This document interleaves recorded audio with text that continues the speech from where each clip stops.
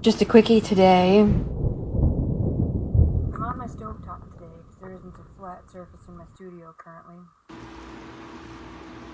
These are just produce bags from when Walmart does my shopping. They put everything in a separate plastic bag, inside plastic bags.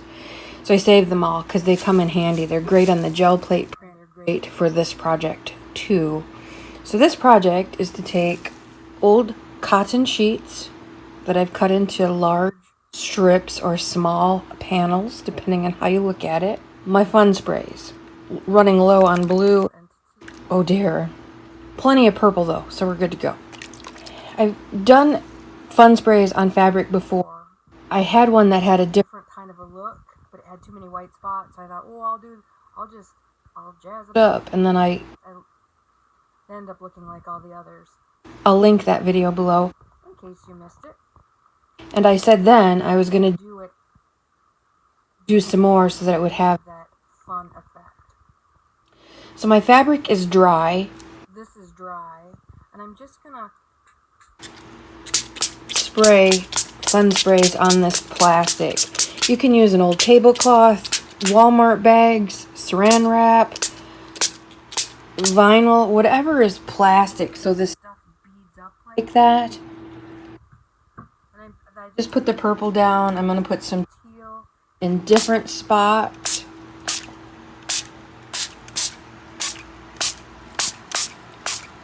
I wanted to do all blue and teal.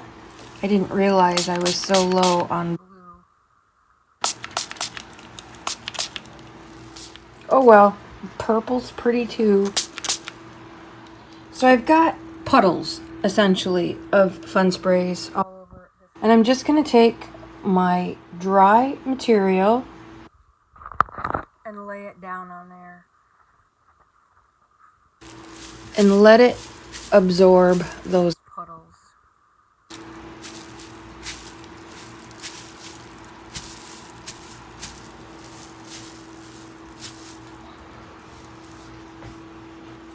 Some fun stuff's already happening. Help it along a little bit. I'm going to lift it. It takes two hands, so I'll be right back. All I did was lift it up and over so that it got down to where there was more stuff to be soaked up. Oh, I have a candle burning, and I guess it's Yankee Candle. No wonder that smells so nice. Moonlit night. Oh, it smells so good. Not affiliated, just really liking it. Okay, so I have quite a bit of white spots, which is what happened last time. And I thought, in my infinite wisdom, if I just took my sprays and spritzed a bit in those white spots, that would take care of it. But this is a completely different look than if I'm spraying it directly on. It changed the look of it completely. So what I'm going to do is up here where there's white space, I'm just going to spray some puddles. And then lay that right into it. And let it absorb. Because this time I want that mottled, splotchy look. Versus the watercolor, everything bleeds into it. Live it up. Make some puddles. And lay that fabric into it. And let it do its own magic.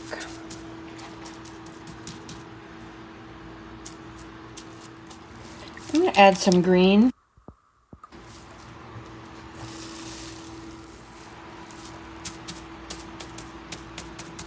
Why did I add the green? Because the original one that I liked so much had some green in it. It was all blues and greens.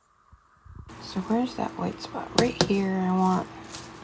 Now I should just, I kind of want to do something, but it's going to just keep bleeding and getting more and more into each other. So what I'm going to do now is just leave well enough alone. Maybe do a little bit here because it's stark white. So if you're out thrift shopping, look for old cotton sheets. White is fantastic because you can do anything with it, but I've had some good luck with patterned sheets as well. You'll see in that video that I linked below how that worked out. Yeah, I'm gonna do it. I'm gonna put some green here and hope that it catches that particular piece. Let's see what's happening on this side. It's kind of a mottled, splotchy. I like that. That's what I'm after this time. So we'll do one more. I'm just gonna leave what's on here on here.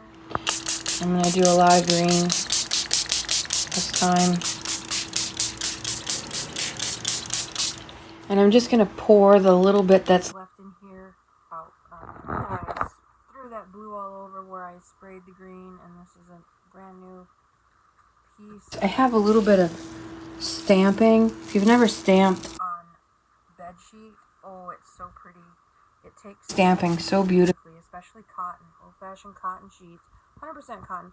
Most of the new sheets these days have some kind of polyester in them because that helps them be less wrinkly, you know, and we all want less work. And the plastic, polyester, is just plastic. Doesn't take dyeing and coloring nearly as well as 100% cotton, which is an all-natural fiber, which absorbs all of this stuff beautifully. Look what's already happening. Even here, a whole bunch of the blue spilled out, and it's separating into its different colors. This is exactly what I wanted it to do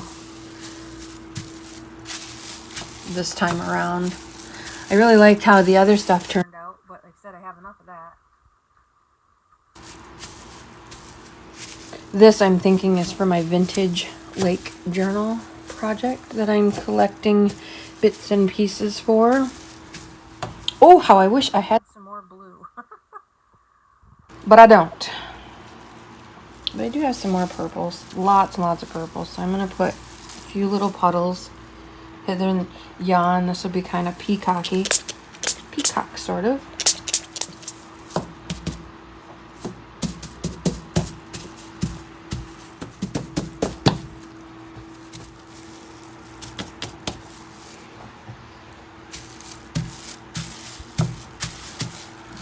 Missed a spot.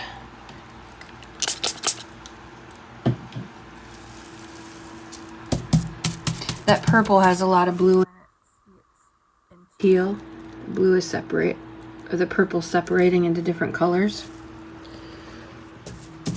You know, I probably could have sprayed this right on my flat top stove. Now that I'm, you know, this far into it, I could have done that probably, but easy peasy.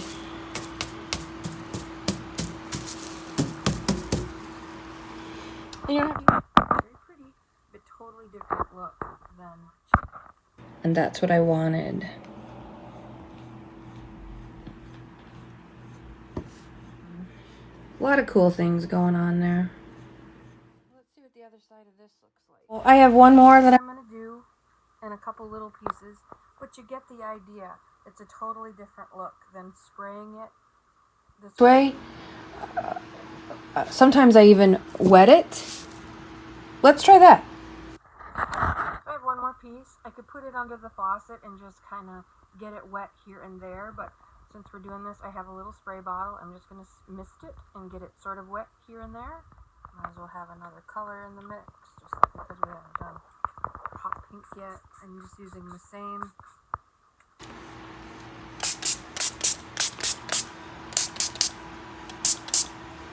I didn't clean it. I didn't change it. It still has the blue and the green and all kinds of other colors here and there.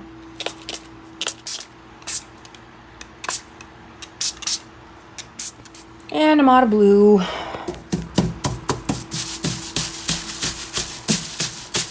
I don't know if this will make any difference or not, but since we're trying new things, let's just see what it's gonna do. This over here, this corner's wet. Dry. So I'm gonna get it in some wet stuff there. you gotta be willing to get your hands dirty on this one. Or wear gloves. I'm not afraid to get my hands dirty. I'm not afraid to have stained hands. Okay. In a fairly short period. Lots of white spots. Look at this one. It's almost 3D. Like you need glasses to look at it and it would be 3D. It's not really coming through on the camera, but when I look at it with my eyes. Some green, I think. Just because I don't have any.